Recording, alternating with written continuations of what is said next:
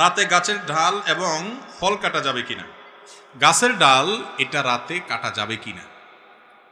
আমাদের গ্রামাঞ্চলে অনেক মা বোন এখনো রাতের বেলায় কোনো ফল ফসল ছিঁড়ে না, বলে যে এটা ছিঁড়লে ক্ষতি হয়, সমস্যা হয়। এগুলো সম্পূর্ণ ভুয়া কথা, ভিত্তিহীন কথা। আপনার যখন দরকার তখন ছিঁড়তে পারেন, সেটা দিনেও হতে পারে, রাতেও হতে পারে।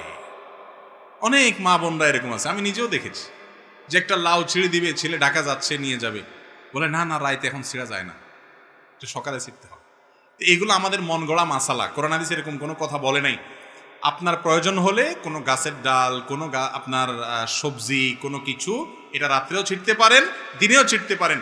ইসলাম যেটা বলে নাই সেটা নিজের থেকে যদি বলেন সেটা কুসংস্কার, সেটা কখনো কখনো বেদাত হয় এবং বেদাতের ঠিকানা জাহান্নাম হয়, ডেঞ্জারাস কথা। আল্লাহ রসুল যা বলেন নাই সেই কথা মন গড়া বলা যাবে না, দরকার হলে রাতেও ছেঁড়া যাবে। তবে হ্যাঁ, ডাল বলেন আর গাছের গাছ বলেন, প্রয়োজন ছাড়া কাটা ছেঁড়া করা নিষেধ। একান্ত প্রয়োজন নাই তাও অযথা আপনি বৃক্ষ নিধন করতেছেন, এটা ঠিক না। যেটা পরিবেশের ভারসাম্যের জন্য প্রয়োজন, সে গাছ রোপণ করার জন্য আমাদের রাসূল সাল্লাল্লাহু আলাইহি ওয়াসাল্লাম নির্দেশ করেছেন। বিনা প্রয়োজনে গাছ কাটা যাবে না। প্রয়োজন আছে কাটেন, 100 বার কাটেন, কিন্তু সেটা রাতেও কাটতে পারেন, দিনেও কাটতে পারেন, কোনো অসুবিধা নেই।